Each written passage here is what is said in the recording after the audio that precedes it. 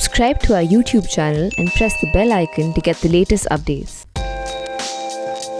On behalf of Institute of Chinese Studies and India International Center, let me extend a very warm welcome to all of you to the VP Dutt Memorial Lecture by Ambassador Shyam Saran. It's indeed an honor for the ICS to co-host this lecture in memory of a leading sinologist and academic of the country, Professor VP Dutt. I thank the Indian International Center for joining us in organizing this prestigious lecture. Acknowledge the presence with us of Shri Ken Srivastav, Director, India International Center. I also thank VP Dutt, Gargi Dutt Foundation for their valuable support for this event and indeed for many other activities of the ICS. I acknowledge the presence of Ms. Anuradha Dutt, Managing Trustee of the Foundation. It's good to see such a large attendance for this webinar. We are live streaming this event on YouTube. We have ThePrint as a media partner for the event, and the recording will be made available on the YouTube channels of both ThePrint and the ICS after the event. We are organizing the VP Dutt and contributions for our most respected and pioneering China scholars and intellectuals. Professor Dutt was a historian with a deep knowledge of China's history, culture, literature, as also politics, foreign and strategic affairs. Having graduated in English literature from Lahore University, he was among the first few students from India to go to China under an exchange program in 1958. He completed his PhD from Stanford on China's 1911 revolution, then went on to Harvard University for postdoctoral studies. But he was more than just a narrowly focused historian. He was a multifaceted personality with rich contributions in many fields. He was a great China scholar, but also an institution builder, a foreign policy and strategic thinker, writer, and parliamentarian. His interests went well beyond China to include India's foreign policy and matters of public life, peace, and development. We recall, in particular, Professor Dutt's rich legacy as a teacher and mentor of a generation of emerging China scholars in India. He persuaded Pandit Nehru to support Chinese studies in India in the aftermath of the 1962 conflict, and thus the Center for China Studies at Delhi University came into existence in 1964. As you know, later this center became the Department of East Asian Studies. He was instrumental in launching a Ford Foundation supported program under which young China scholars were sent to Hong Kong for language studies and to the USA for their PhDs, and they returned to form the core of the Center for China Studies at Delhi University. Working with a remarkable bunch of colleagues, including his spouse, Professor Gargi Dutt, another outstanding China scholar, Professor VP Dutt diligently promoted China studies in India. Along with that, he guided generations of students. He later served as the Pro-Vice Chancellor of the University and in the Rajya Sabha of Indian Parliament. With his myriad contributions and pioneering work, remember him today as a giant of China studies and academic life in India. Professor Dutt's students and colleagues included the pioneers of the ICS. We at the ICS therefore owe a special debt of gratitude to Professor VP Dutt. It's most befitting that we have with us to deliver this prestigious lecture Ambassador Shyam Saran, former Foreign Secretary, Prime Minister's Special Envoy, and Chairman of the National Security Advisory Board and the RIS. It's a matter of great honor for us that he's closely associated with the ICS as a member of its governing council. He's also life trustee of the IIC. As you know, Ambassador Shyam Saran is one of the most respected China scholars and strategic thinkers of the country. A remarkable body of writings and speeches to his credit. He's prolific, and his writings and interventions are incisive and full of insights. It always amazes me how he can invariably offer fresh perspectives while exploring a wide range of themes, old and new.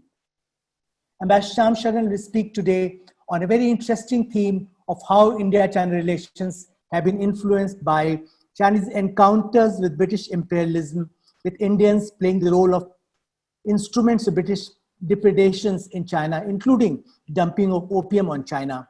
These perceptions continue to shape Chinese attitudes and policy towards India in contemporary times. We are all looking forward to this very important lecture. I will now invite Shri Ken Srivastav, Director, India International Center, to make his remarks. Over to you, Ken. Thank you, Ashok, Ambassador Shyam Saran, Ambassador Ashok Anta, and friends. My greetings to all of you on this occasion. India International Center and Institute of Chinese Studies have been conducting several collaborative programs every year, the focus being India-China relationship. As a matter of fact, our two institutions will be signing an MOU very soon to formalize this collaborative relationship. This program we would have loved to conduct in physical mode at IISc, but the pandemic has prevented us from doing so. I'm sure future programs very soon will be having in physical mode at IISc. Friends, I was one of those fortunate officers who was part of Rajiv Gandhi's Andhras when he made a visit to China in 1988. At that time, I was working as a PS to Mr. Natwar Singh, who was Minister of State in External Affairs Ministry then. The kind of enthusiasm which was generated in both India and China, I still remember. Thereafter, I was associated with setting up of Wensang Memorial with Chinese collaboration at Nalanda. All these years since 1988, we have been only seeing increasing or multiplying the economic relationship between India and China. But suddenly all those things have changed, in the last couple of months, ever since this standoff has started. So therefore, it has now forced us to rethink over our China strategy. And who else can, tell us as to what can be done to re-strategize ourselves in this matter than Ambassador Shyam Saran, who over his long diplomatic career spanning over more than 3.5 decades, has dealt with China-India relationship very, very closely. We are indeed very fortunate to have him here, and I'm sure he will be telling us many more things which are hitherto not known to most of us. Ambassador Ashok Anta has already spoken about Mr. Shyam Saran, but I would also like to add to that. He is our life trustee, India International Center's life trustee. He is indeed a very erudite speaker, a thinker, a scholar, and he has got amazing analytical mind. I'm sure he will be able to enlighten us about many other aspects of India-China relationship today. Friends, on this occasion, I also join all of you in remembering Professor VP Dutt and also in paying homage to him on this occasion. His contribution in terms of establishing Center for Chinese Studies at Delhi University will always remain memorable. So with these few words, I end here. I once again thank ICS and to all of you for this opportunity. Thank you very much. Thank you very much for your very thoughtful remarks. I will now invite Ms. Anuradha Dutt, well-known lawyer and daughter of Professor VP Dutt, and also managing trustee of VP Dutt Gargi Dutt Foundation, to speak. Over to you, Anuradha ji. Well, I can only tell you that the dedication and commitment of Dr. Dutt and Mrs. Dutt was so high that I was born in China back in. And I think the last lecture that I heard of Professor Dutt was in Sapru House in 2010, December, when he said that China is going to always provoke you, but it'll never attack you. So what has happened since then and now, I would love to hear Ambassador Shyam Saran also. Thank you. Thank you for those remarks, short and sweet. Now, before I invite Ambassador Shyam Saran to deliver his lecture, let me explain a few ground rules here. Ambassador Saran has indicated that he'll be delivering his lecture for about 30-35 minutes, when we'll mute all other participants. Thereafter, Ambassador Saran has kindly agreed to take questions from the participants. You may indicate your interest in asking questions by using the raise hand option available at the bottom of the list of participants. You may also send me your questions through the chat option. I will call on participants to ask their questions during the Q&A session after the lecture is over.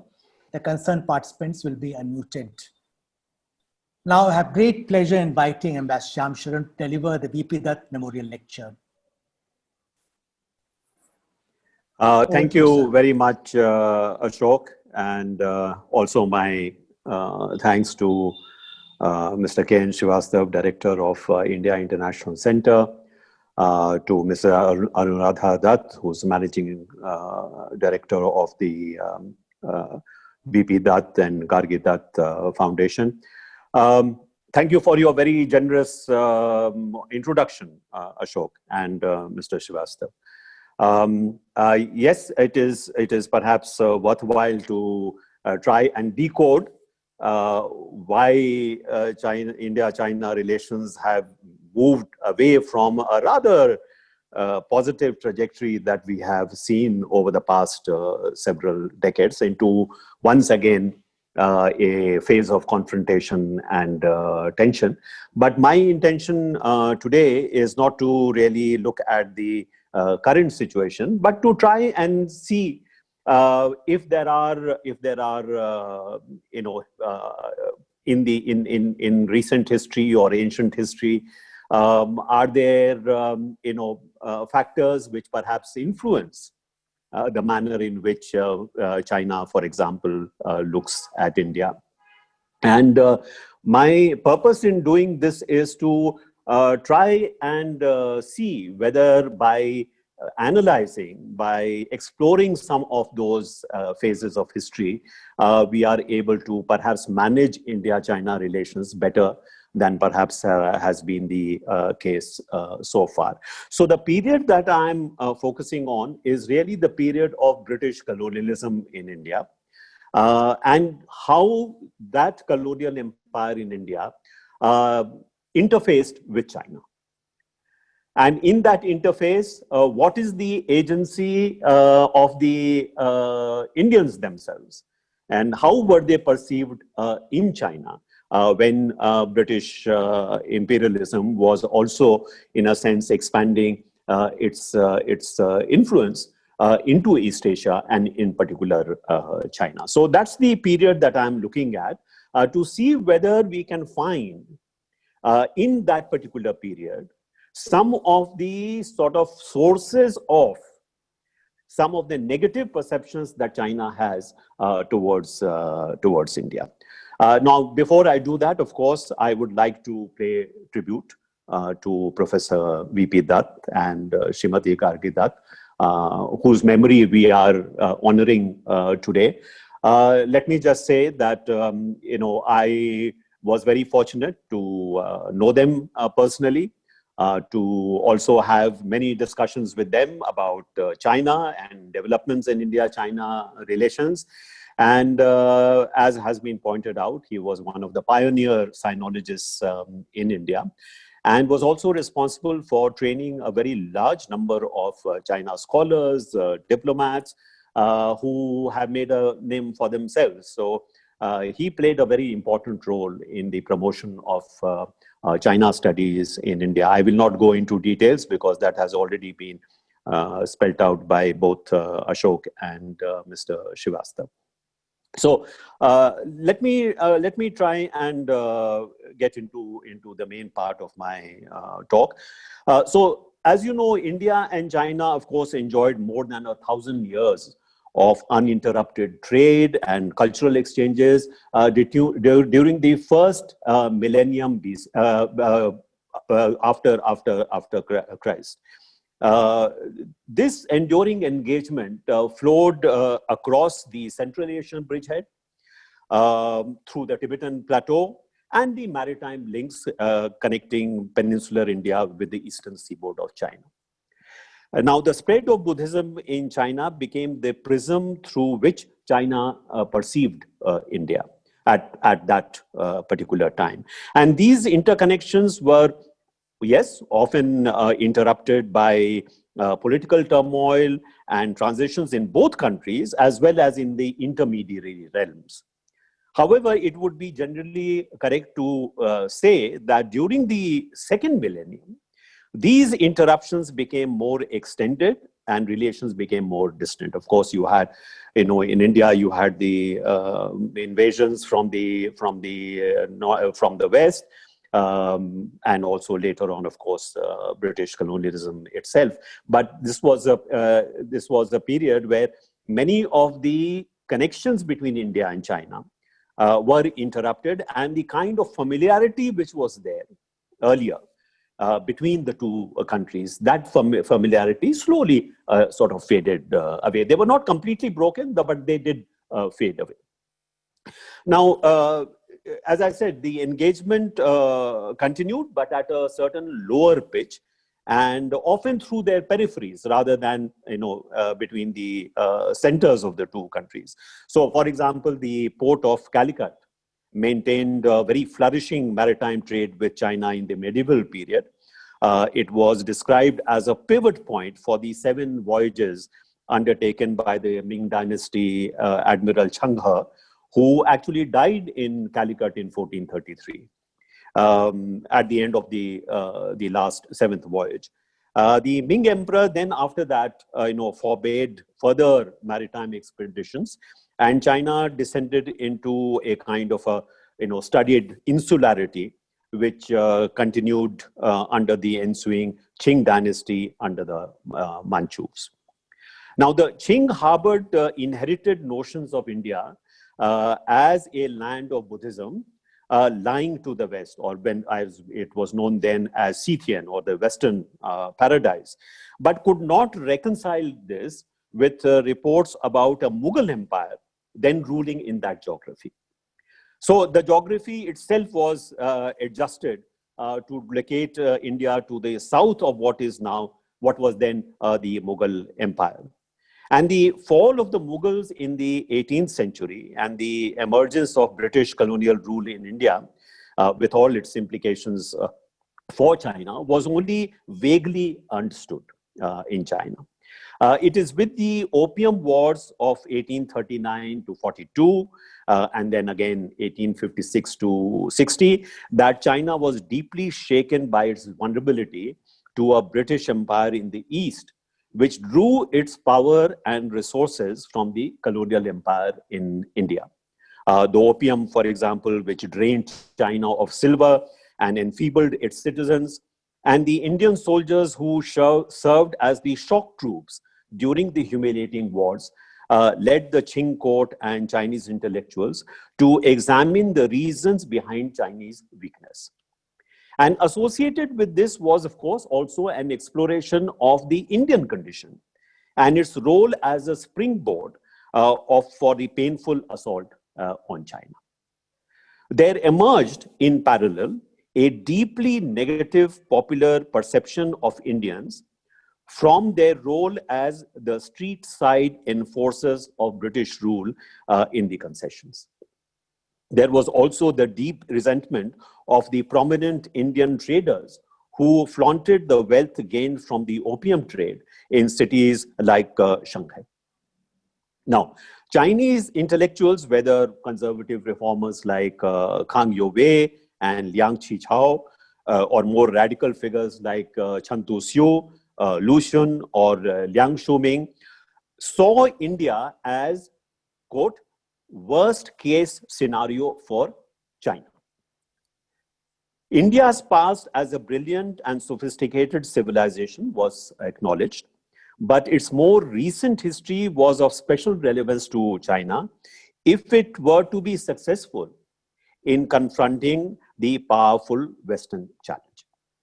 Interestingly, though Japan had defeated China in 1894-95, it was seen in China as having succeeded in becoming a modern nation and therefore a model to be emulated. Several Chinese students and scholars headed to Japan around the turn of the century to learn from its example. In contrast, India was regarded, as my title of the lecture says, as a teacher by negative example. a failed and fallen country which had been subjugated and enslaved virtually without resistance of its people. As pointed out by a Japanese scholar at that time, Shimada, quote, reformers and radicals alike shared the anxiety that China not follow in the footsteps of India, unquote. Kang Youwei was an advocate of constitutional monarchy with the Meiji Restoration of Japan as the model. He became an advisor to the Kwangshu Emperor and is associated with the 100 Days of Reform. But he fell victim to the powerful reactionary clique around the Empress Dowager Cixi. He went into exile to escape execution, and it is during his exile that he visited India during 1901 to 1903, and then again later in 1909. It is from India that he criticized the move by some reformers for Kwangtung province to declare independence, adopt radical reforms, and then seek to overhaul the reactionary Qing monastery at the center.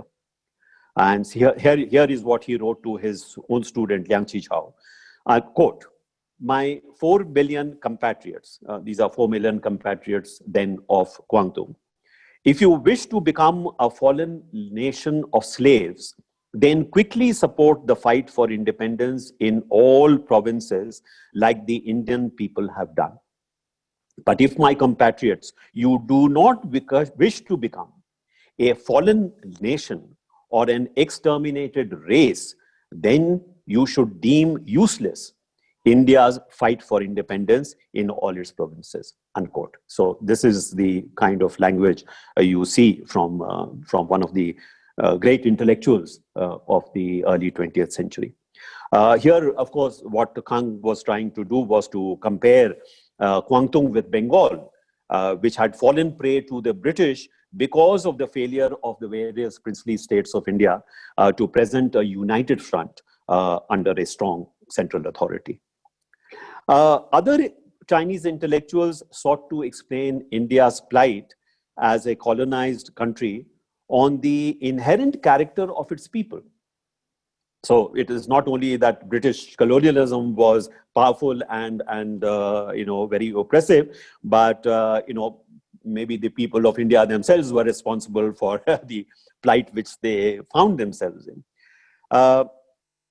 In his earlier writings, another Chinese intellectual of the time, Chang Tai-yen, argued that Indian people were specially susceptible to British occupation after the experience with the Mongols and then the Mughals.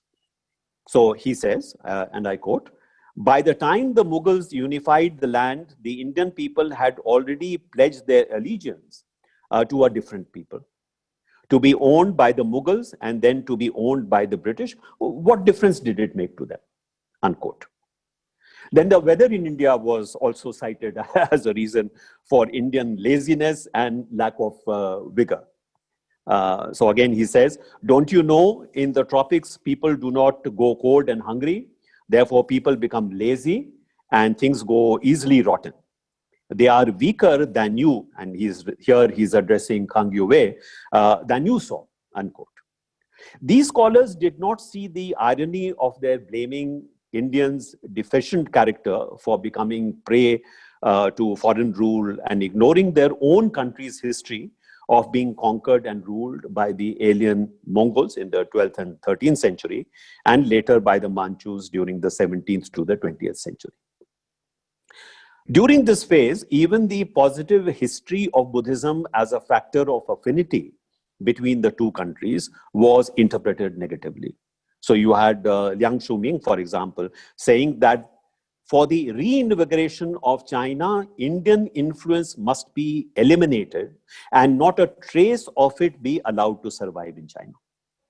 Some years later, and this is perhaps better known, Hu Shi, another Chinese intellectual, took up this theme and argued in an address at the Harvard University in 1937 that Chinese weakness in confronting Japanese aggression was due to the, quote, Indianization of China, unquote. India, he said, conquered and dominated China culturally for 20 centuries without ever having to send a single soldier across the border, unquote. But he meant this as a baneful influence on China to be exorcised rather than to be celebrated. It is often misinterpreted in India as a grateful Chinese acknowledgement of its cultural debt to India, when it is actually the opposite in intent. Rajnath Singh, the Indian Defense Minister, in October 2017, in fact, very approvingly quoted Husserl's remarks as evidence of China's cultural debt to India, only to invite a very prompt and angry refutation by Global Times, the Chinese newspaper. Rabindranath Tagore's visit to China in 1924 has been described as a milestone in India-China relations. The suggestion that it rekindled a sense of affinity between the peoples of the two countries and promoted solidarity in the struggle against Western imperialism is actually an exaggeration. He may have been received with polite courtesy and enjoyed respect as a Nobel laureate, but his notions of a rejuvenated Eastern civilization, which would include India and China, prevailing over a materialistic and spiritually bankrupt West, in fact found no resonance. Eastern civilization, as the Chinese saw it, did not include India, though perhaps it may include Japan.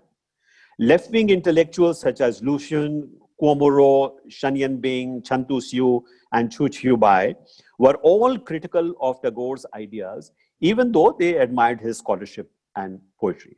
Shen Yanbing, for example, said that, quote, "We are determined not to welcome the Tagore who loudly sings the praises of Eastern civilization, nor do we welcome the Tagore who creates the paradise of poetry and love and leads our youth into it so that they might find comfort and intoxication in meditating," unquote. Chu Qiubai was more dismissive, describing Tagore as a man of the past whose advice was irrelevant. The claim made by Japanese scholar Shigenobu Okura had greater resonance among the Chinese when he said, quote, "Of the nations of Asian civilization today, I consider Japan to be the greatest, of course. Next is China. As for the people of Babylon and India, even though their cultures could be admired in bygone days, now they cannot even be compared," unquote. So the Chinese audience might have contested the Japanese claim to be number one, but would not have disagreed with his subsequent proposition relating to India. Individual Chinese interactions with Indians sometimes produce a more favorable impression. Chang Tai Yuan himself became interested in Buddhism when he was in prison for about 3 years. And his extended conversations with an Indian friend later, when he was in Tokyo, led him to believe that Indians and the Hans should work in solidarity to rid their peoples of British and Manchu alien rule respectively, and that China could draw inspiration from India's own struggle for freedom. There were other Chinese individuals who were deeply influenced by Tagore and accepted his invitation to live and teach at Shantiniketan. And they, of course, included scholars like Tan Yun Shan and Wu Xiaoling and artists like Xu Beihong. Wherever there were opportunities for direct engagement and conversations, the more prejudiced notions could be contested. Unfortunately, much of Chinese and Japanese readings of India during the first decades of the 20th century were derived through translations of British colonial literature, which were openly and even crudely racist in their depictions of India and its people. It is these mediated perceptions which have remained entrenched in Chinese attitudes. As pointed out earlier, Chinese popular attitudes to India and Indians during this period was influenced by the use of Indian soldiers and policemen in the British depredations in China. In a Chinese novel from 1904, which has been quoted by the scholar T.H. Barrett, we have the following passage, and I quote, "Shibao," is the name of the Chinese character in the novel. "Shibao looked closely at these people, and they all had faces black as coal. They were wearing a piece of red cloth around their heads like a tall hat. Around their waist, they wore a belt holding wooden clubs. Shirbao asked the old man, "Are these Indians?" The old man said, "Yes. The English use them as policemen." Shirbao asked, "Why do they not use an Indian as the chief of police?" The old man answered, "Who ever heard of that? Indians are people of a lost country. They are no more than slaves." Unquote. Later in the story, some of those wearing those red hats are seen actually to be Chinese. And this too is a warning of what may happen to the Chinese people were they to fall prey to foreign rule. This is another example of India serving as a negative example. Did things change after India gained independence in 1947 and China achieved liberation in 1949? Did these attitudes from the early decades of the 20th century persist, or was there change in the Chinese discourse on India? In reviewing India-China relations over the past 7 decades, we see the following pattern. When India-China relations are in a positive phase, for whatever reason, there is an invariable harking back to the shared Buddhist heritage and the history of dense trade and cultural exchanges. There may even be references to mutual sympathy and support during the more contemporary period of India's struggle for independence and China's liberation movement, though the evidence for this is somewhat more limited. However, whenever relations have become strained and contentious, the disparaging and negative narratives of the more recent past surface not only in Chinese media, but also in records of Chinese leaders' conversations, for example, with foreign interlocutors. Negative media reports concerning India and Indian leaders are very well documented. Before the Hindi Chini Bhai Bhai phase in the early 50s, India was actually considered as an instrument of Western imperialism. Its independence and non-alignment was supposed to be only in name. Then the Tibet crisis in 1959 led to another phase of very negative reporting on India, including the infamous People's Daily article attributed to Mao himself entitled, quote, "On Nehru's philosophy," unquote. But it is in the record of several private conversations which Chinese leaders had with foreign interlocutors that the attitude of contempt against India comes out most clearly. I will cite here some of Zhou Enlai's observations about India and Nehru in conversations with Kissinger, for example, in 1972. One of the references is that Zhou referred to Nehru's discovery of India, saying that Nehru was thinking of a great Indian empire, but, quote, "Actually, India is a bottomless hole," unquote. And then again, he says, "India is a highly suspicious country. It is quite a big country, but sometimes it puts on airs of a big country, but sometimes it has an inferiority complex," unquote. And then Kissinger at one point says, India has been governed by foreigners through most of its history. And Zhou says, yes, that might be one of the historical factors. And there is another incident which is very revealing. Zhou here talks about his participation at a reception given by Nehru. And here is what he says. "Nehru invited me to a tea party in his garden, and among the guests, there were 2 people in costume. There were 2 Tibetan lamas, and suddenly there appeared a female lama. 'Do you know who she was?' he asked Kissinger. And Kissinger says, 'Madam Bin,' the Vietnamese leader. And Zhou says, 'No, Madam Gandhi,' and starts laughing. She was dressed up entirely in Tibetan costume. That was something that Nehru was capable of doing. I was speechless, confronted with such a situation." Now, just the exchange just goes to show that it is not India which is a highly suspicious country, but China. I mean, he thought that Mrs. Gandhi appearing in a Tibetan costume was in some way, asserting India's control over or sovereignty over Tibet. I mean, this was the kind of notion that he was trying to put across. During my second tenure in China from 1983 to 86, relations between the two countries had already taken a rather positive turn. There were exchanges of high-level visits, a regular dialogue on the boundary issue, and an expansion of trade and economic relations. It was in 1984 that the first ever visit to India by a very high-level delegation from the Chinese Academy of Social Sciences took place. Perhaps Ashok might also recall this visit. It was led by its then President Ma Hong, a most distinguished economist, credited with the introduction of market-oriented reforms in China. His delegation was in India for about 2 weeks, visiting several cities. He also made a pilgrimage to Bodh Gaya. When he returned, his delegation returned, I invited him and some senior members of his delegation to dinner, and just thought to learn of his impressions of India.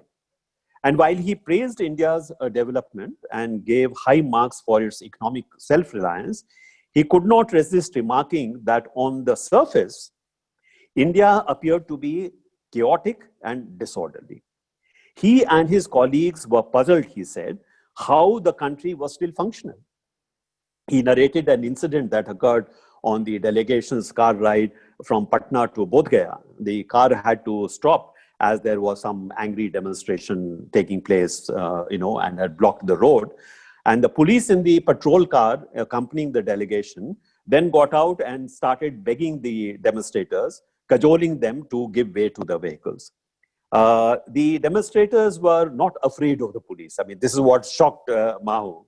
And he said, this was unthinkable in China.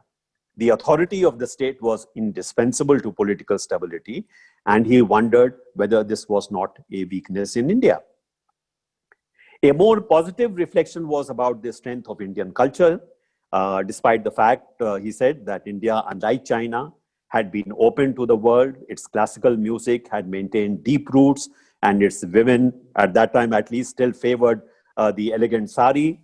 With the recent opening up of China, he said, there had been a wholesale rush towards westernization. He complained that Chinese children wanted to learn how to play the violin and the piano, not the pipa or the chin, the Chinese traditional instruments. Chinese women wanted to wear Western skirts. They did not want to wear the chipa, the traditional dress. So on India's economic prospects, he conveyed a degree of skepticism because of its bewildering diversity and lack of community spirit, as he said.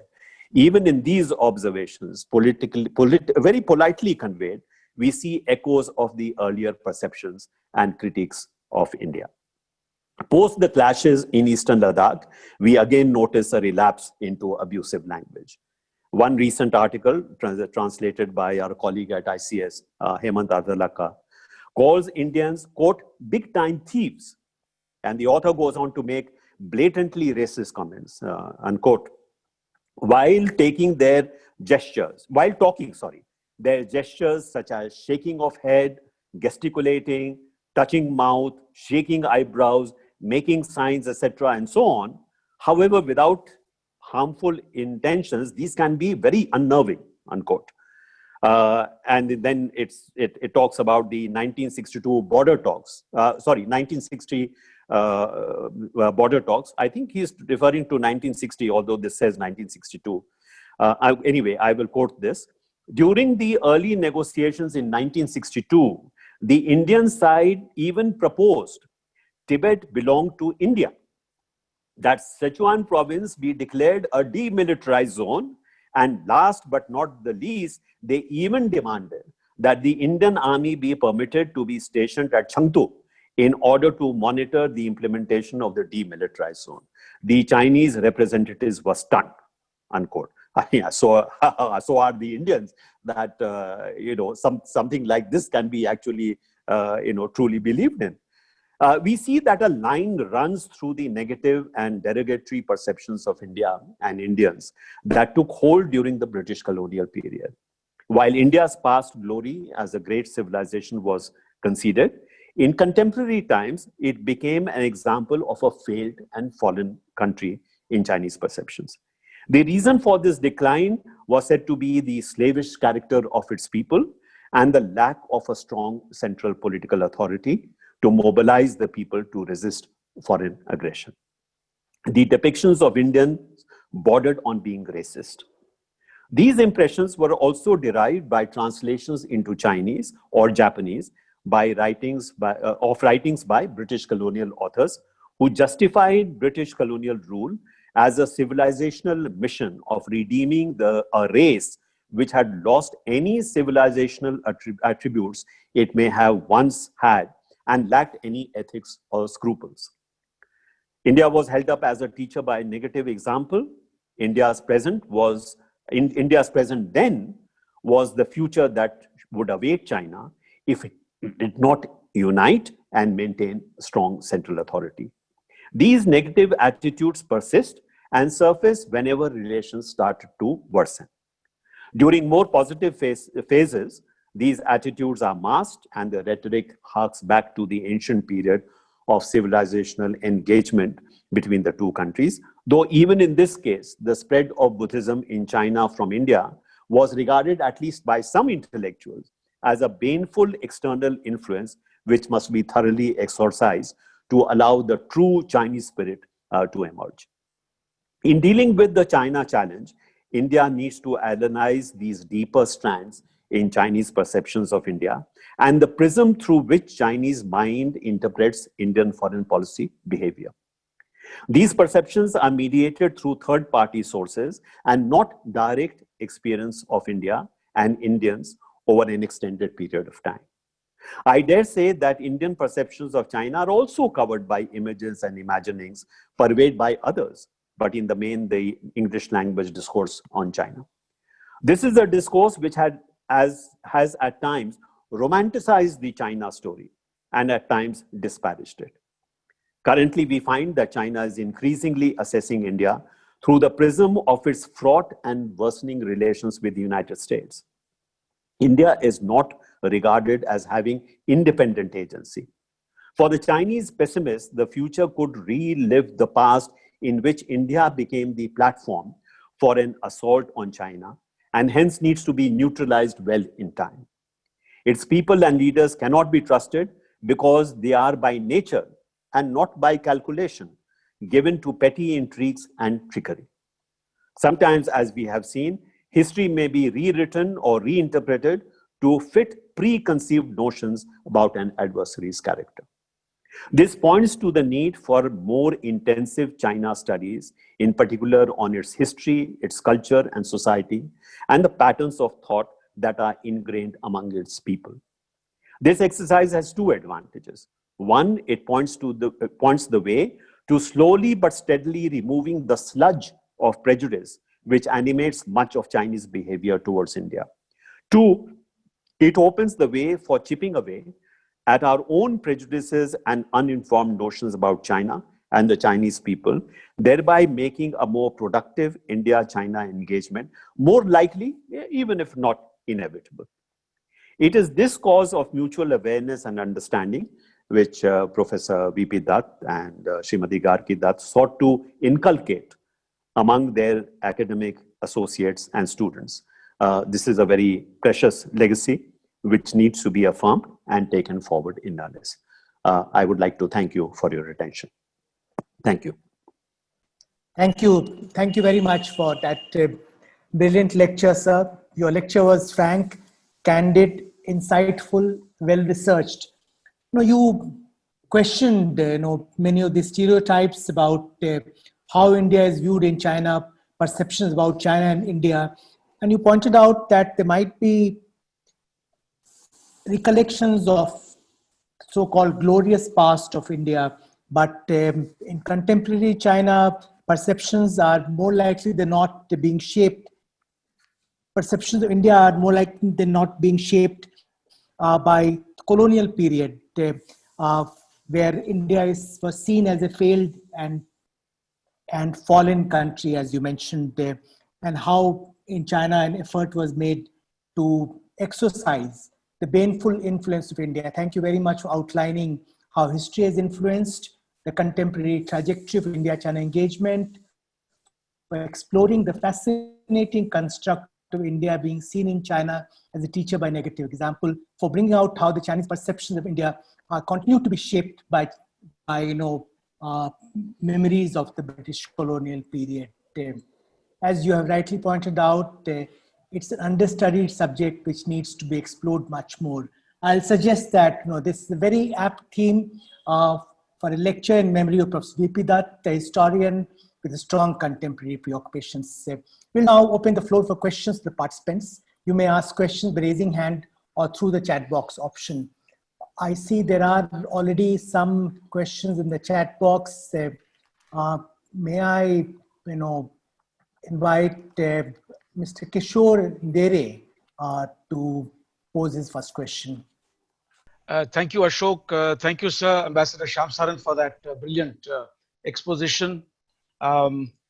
For a country that itself suffered a fairly ignominious past of exploitation by colonial powers, as they've readily admitted, a century of humiliation, isn't it a bit rich for them to use that period as a benchmark to highlight the superiority of their own culture or their own system, intrinsically superior to the kind of culture and system that we had during the colonial age? And would you agree that a fair bit of the perception that China today has of India is also molded by the ideological underpinnings that came about due to the rise of Marxism in China? And the models that we followed, the models that they followed, being so diametrically opposite one from the other. As Mao had said, that a revolution is not a dinner party, it's not writing an essay or painting or anything quite as leisurely as that. And that was a period that was juxtaposed with Gandhi's advocacy of peace and non-violence. So there must have been an element of, sort of derision and looking down upon the means that India had adopted to the path of emancipation and independence. And Mao, of course, was also known to have said that Indian soldiers were tofu soldiers, at a certain point of time. But would you agree that ideology and Marxism played a fair bit of a role in their view, the kind of view that holds today? You did touch upon the Boxer revolution, 1900, and the fact that when the 8 nations sent their forces in, our Sikhs, Rajputs and Jats were in the vanguard of entering Peking. And you recall that in 1994, late General B.C. Joshi returned one of those 16 bells that had been taken from the Temple of Heaven. But the point is, as you rightly pointed out, those images also carry. But my point is about ideology. The paths that we took, particularly in the first half of the 20th century, does that determine to a great extent their perception of India? Well, Marxism and the particular sort of trajectory which the Chinese liberation movement took certainly is a factor. But I would submit that it was much wider than that. So as I have pointed out, it was not only the Chinese left-wing intellectuals like Chan Tu-Siu, for example, or Kuo Mo Ro or Chu Chiu Bai, but also Kang Yo-wei was by no means a Marxist, and several of the other scholars who actually began this whole discourse of India as a teacher by negative example. These were not Marxists to begin with. So maybe the Marxist ideology reinforced some of these perceptions, but it was not limited to the Marxists alone. Secondly, also this whole business of revolution necessarily having a violent character was also contrasted with, as I mentioned, the image of Indians as being very lazy, as being very soft, not really ready to fight for themselves. So all these kind of very prejudiced kind of perceptions of Indians, these were only reinforced So when we are looking at the success of the Chinese liberation and China having achieved liberation in 1949, the Indian independence movement was not seen as an emancipation of the people of India as there was emancipation of the people of China. Because the Indian emancipation was, in a sense, somewhat hollow, because India continued to be a kind of a, as the phrase went there at that time, a running dog of imperialism. The fact that India decided to continue to be a member of the Commonwealth, for example, if you look at the commentary on that, it just goes to show that they are not actually independent. They are following the Westerners. So there was I think, a much broader negative perception of India. May have been somewhat more in some quarters, less in other quarters, but it was fairly general. And don't forget, the small bit I quoted from Barrett about this novel from 1904. Which is basically popular literature, and what is the kind of image that is projected there of the Indians. So it was not just limited to just the intellectuals. It was actually something that had gone deeper into popular perceptions because of the use of Indian soldiers and Indian police in many of these encounters and many of the concessions that the Western countries have had. I'll now invite Professor Hemant Adlakha to pose his question. Thank you, Ambassador Saran, for your very thought-provoking presentation, perhaps aimed at breaking the stereotype perceptions both in China and India of each other. May I point out, I have also come across a large number of reportage and other personal accounts by many Chinese nationals who have in recent years lived and spent relatively long years in India and then gone back and written about it. One such recent article wondered why the Chinese do not explore how come so many Indians today are the CEOs of numerous MNCs and TNCs. So my question is, thanks to the internet and alternative sources of information, in China too, there are independent, quote unquote, as well as positive views on and of India. Please comment. Yeah, well, I mean, that's why I said that at the individual level, there may be, positive evaluation of India and also a positive image of individual Indians. It's a bit like Pakistan and India, that at the personal level, sometimes you have very good relations, but, at the collective level, it is a very different story. And here, I think the fact is that as far as the decision-making levels in China are concerned, and also the kind of attitudes which you see amongst a lot of the intellectuals, the more dominant attitude is what I spoke about. And yes, wherever there has been extended engagement between Indians and Chinese, there has been a dilution of that prejudice on both sides. I even quoted the example of Chiang Tai-yen, who started by having a very negative attitude about India and the Indians. But thanks to the very extended conversations that he had with an Indian friend, his Indian name unfortunately has not been given by him, but he refers to the extensive conversations that he had, which gave him an insight into Indian history, that gave him an insight into, really the kind of, independence struggle that India was involved in. And he ended up very much admiring what the Indians were doing at that time, and the Indian, and said that, China could learn a great deal from the Indian independence movement. So it is not that you did not have people in China before and even today who have a less prejudiced view of India.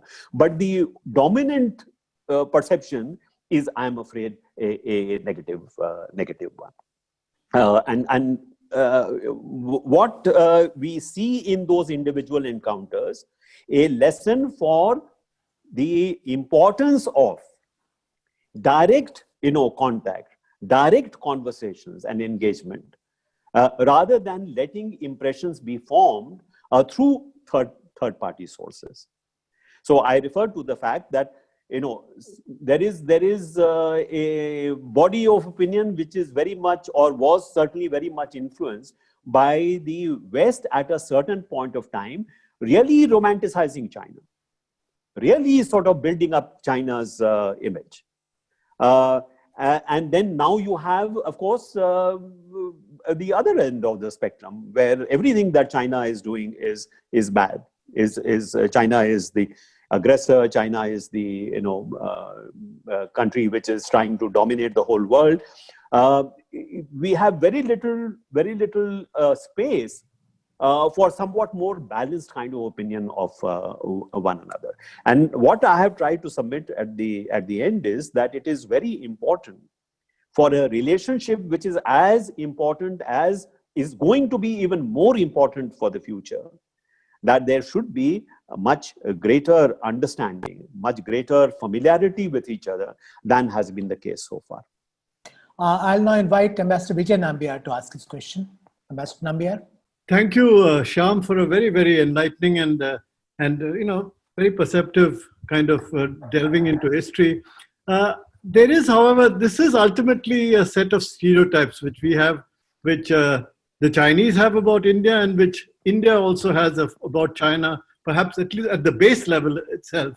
But particularly at the intellectual level, at the leadership level, while there were very many nuances, and as you know, the 24 Tagore visit, he was even given a Chinese name, Chutan Tan, and things like that.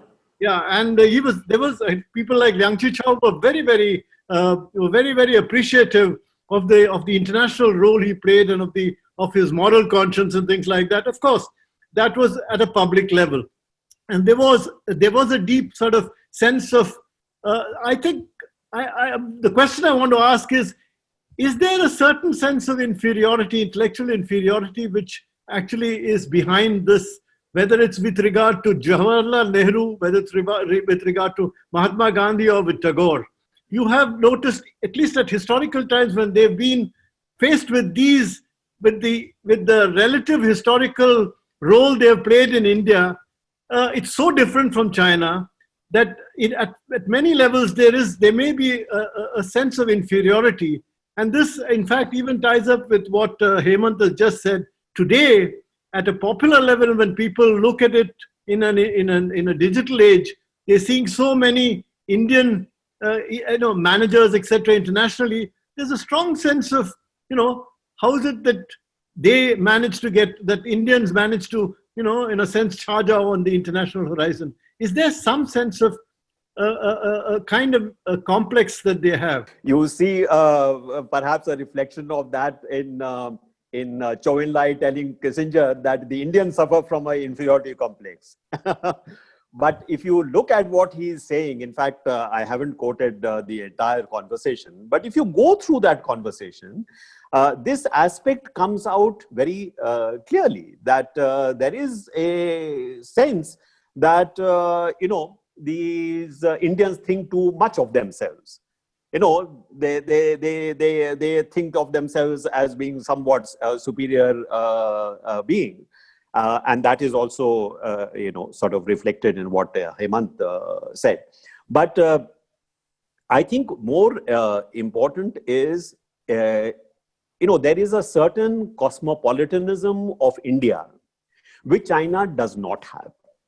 Despite the fact that it has been globalizing, despite the fact that its prosperity is actually a creature of globalization.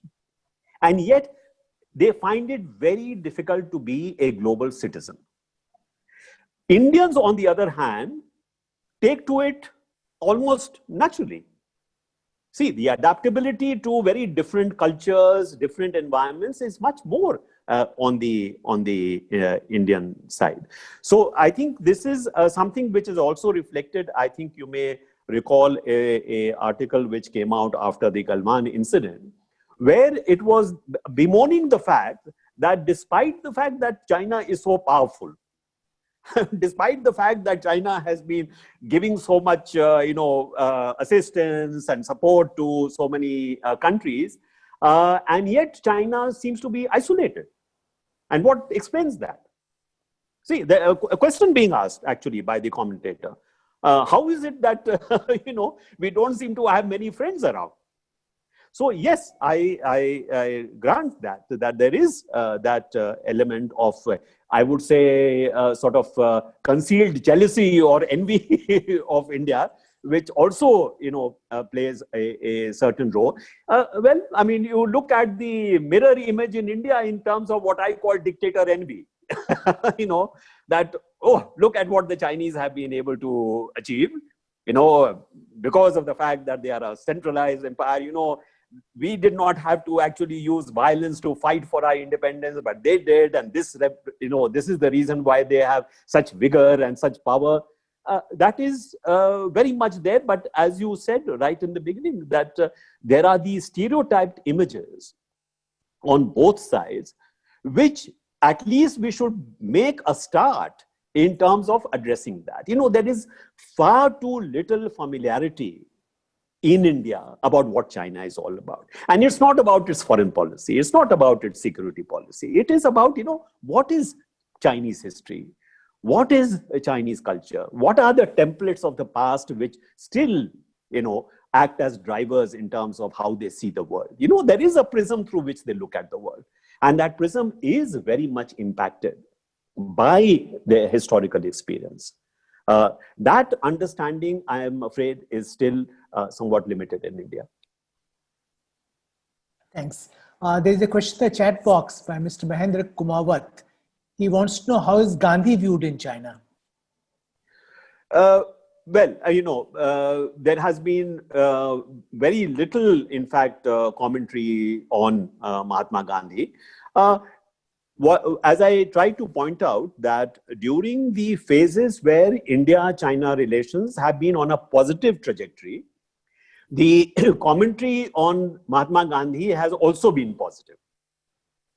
And also, for example, going to the Samadhi and giving bouquets there.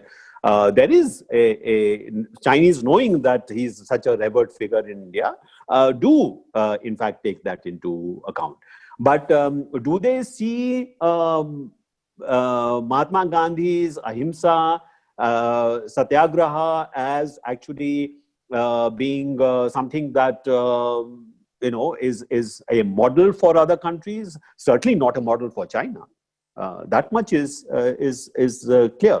So he does not, his ideas do not find much resonance in China. Let me put it that way. There's a question by Mr. Arjun Khanna in chat box. Mr. Khanna, would like to pose your question briefly? So my question is pretty simple and straight. It's that if China views India the way you described it in your wonderful lectures, there's an element of laziness, or they're indolent, or these kind of negativities, and a lack of an ability to preserve themselves and stand up for themselves. The question is that till 1947, Pakistan was a part of the subcontinent and of the nation India. And still they view Pakistan as an all-weather ally now. So when there were similar people or people that were part of this country, why would the perceptions be so different? Or what is the perception of that country vis-a-vis India today? The role of Pakistan is as an ally is not necessarily related to what the Chinese think of Pakistan as a country and as a people. China is looking at Pakistan from the point of view of its strategic interests. Now, it may even be that Pakistan as a somewhat corrupt country, Pakistan as so totally preoccupied with this so-called Indian threat, is very good. Is very good to exploit for China's strategic interests. It has nothing to do with whether or not the Pakistanis are, brave and courageous people, and whether they are, they have, in a sense, evolved in a different way than the Indians, after 1947. I don't think that's the case. And in many, in many ways, not publicly, but in, for example, private conversations, a lot of the Chinese scholars whom we come across do express very, disparaging views about Pakistan and Pakistanis. But that does not mean that, they are they do not recognize the value of Pakistan as an ally. It has very little to do with what they think about the character of the Pakistani people. We'll combine last three questions by Professor Tansen Sen, Ambassador Saurav Kumar, Ambassador Suresh Goel, in that order. Tansen, can we start with you? Sure. Thank you, Ambassador Kanta, and thank you, Ambassador Saran, for the great lecture. My take on the colonial period connections between India and China is slightly different. I think it's the most interesting period, actually. Having worked on the Buddhist period, I think the colonial period is more fascinating than the Buddhist one, given that there were multiple levels of contacts. You were talking mostly about the state level views and connections. Kang Youwei was a state person. There is, in the work of Madhvi Thampi, for example, who is here, diasporic connections, and there's a Chinese diaspora in India as well. And their views and their contacts with the countries that they were in is actually quite fascinating. So I would suggest to move beyond the statist views that, as you pointed out correctly through the British colonial records, is actually problematic looking at the colonial period. I think that has been an issue. And in this regard, I would point to Matthew Mosca's work that dates from before the Opium War, how the Qing dynasty was actually engaging with India, and there were the presence of Indian Muslims and other Indian merchants in various parts of the Qing before the Opium War, and their role in connecting various parts of China and India. I think that's more fascinating. But more pertinent to what you were talking about, the negative views, actually, there is a context to it. And this is one of the problems that we face when we do India-China. It seems that other than India, there's no other country that was a concern to China. So the lost civilization or that you are talking about, it's not only about India. Turkey is part of that. There is a view that civilizations like Egypt, Turkey, and India have lost to colonial powers. And they are trying to explain why that may have happened, why a great country or great civilization as India was not able to defend itself against the British colonial power. Same with Turkey. It's not just India.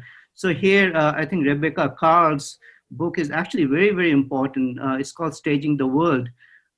India is just one part of the world that the Chinese are viewing. And so I think there is a context which again is different from the Republican period views of India, and which is again different from the PRC views of India. So the negative perception is not the same. The views about Tagore, as you point out, is among the Marxists. And there are people who have positive views about Tagore. So I think what is needed for this negative view is the background or the context of what's happening in China during this time to understand why they have the negative perceptions in different times during post-Opium War. I think that is what is important to understand the rationale for the negative view and how it fits into other Chinese views of other parts of the world. And here again, I think it's important to look at some of the scholarship, including the views about the Sikhs in Shanghai. I'm talking to you from Shanghai. My suggestion is to look at the context rather than just point out India, China generally. Before we invite Ambassador Shyam Saran to respond, let's take questions from Saurav and Suresh. Saurav? Well, I'll actually prefer to withdraw, so in view of considering, just to make a small point, I had also thought the same thing. See, I think Shyam, very superb lecture, but I take Sujan's point. I think we are conflating the older view, which you documented very well, these based on stray images, and giving it to the ideological view. The ideological view needs to be studied separately in more detail. And it's grafted on that older view, but it is not just a continuation of that or just that. And in particular, there comes in study of Gandhi. We need to study more of Chinese sources. It can't be that they have very few. A whole movement and an approach has to be studied and explained to their people. And it's not just satyagraha or what, the question of the moral question in life, in revolution. So how could a book like How to Be a Good Communist be written by Liu Shaoqi without reference to the revolution in the inner conscience of a person which symbolized Gandhi's approach? Unless it is so complete a doctrine, which itself will speak a lot and substantiate the inferiority. So there's lots more to it. I'm sorry. To the point, my question is really whether Chinese perceptions of India, they emanate from a sense of cultural superiority or a desire to dominate politically. Because I was really wondering from what Townsend said, is there any particular civilization or society in the world which Chinese have ever admired or have an appreciation for? Thank you. Back to you, sir. Yeah, the only civilization and culture that was perhaps seen as an alternate center of civilization was in fact India. So even at a time when the Tianxia or the all under heaven was China, and the center of civilization in the known world, the world known to China, was in fact China itself. India came into their consciousness as a different centrality. I mean, there was even if you look at Fascian, he talks about India as the Madhya Desh, in fact as the central country, and China being on the periphery. So if there was any country which was seen as, and any civilization which was seen as at least a parallel and alternate civilization, it was India. And the fact that Buddhism came from India into China was also therefore a recognition that something superior was outside which China was adopting. Of course, this itself underwent a lot of change in China, so that by the time you come to the medieval period, China is projecting itself as an alternate Buddhist universe, with its own places of pilgrimage, with its own sacred landscapes related to Buddhism. You have even, Indian pilgrims going to Buthai Shan because Buthai Shan has emerged as a kind of a very important space of pilgrimage. So yes, was there any other culture or civilization which was looked upon by China as being in fact at least a parallel center of civilization? Yes, it was India. And therefore, in that context, the change that takes place later on is in fact quite notable. The images of India, and even as I pointed out in my talk, that even with respect to Buddhism, you have a sort of narrative which is being put forward that this is what actually enfeebled China. So there is that strain of thinking as well. Husserl, for example, does make that point, that in a sense Buddhism spiritually disarmed China, and therefore it has to be eliminated. So that is one point. Second, as far as what Saurabh has said, this is a half an hour lecture. I cannot go into a whole thesis about different strands of thinking. Of course, I think it is very worthwhile looking at the ideological factor, How much was this closely related to the whole left-wing movement and Marxism in China? My own impression is, and I'm not a researcher, I'm not a scholar, so what I'm saying is based on my own readings of this particular period. My sense is what I said, that it was not limited only to the left-wing intellectuals. It was a perception which was more widely shared.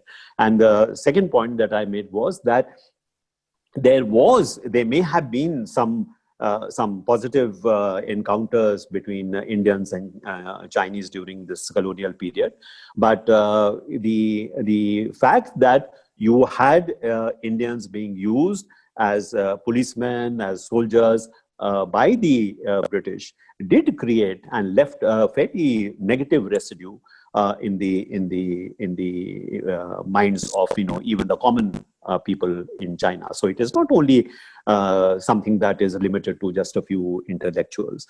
Were there positive encounters during this particular period? Of course there were. I acknowledge that at the individual level, there were very positive encounters. In fact, the Chinese scholars who came to India, to Shantiniketan, they looked upon India as a land of culture, as a land of knowledge from which they could learn, and explored the history of very positive encounters between India and China. So this is not to say that, oh, it is only negative. But I think it is important to look at that strain of thought amongst the Chinese. Let us look at the positive elements also. There are positive elements, but my purpose of this lecture was to try and highlight how within a certain strong section of Chinese society, the image of India was as a teacher by negative example. India's present at that time was the future that China must avoid. That is a very, very common theme that we see.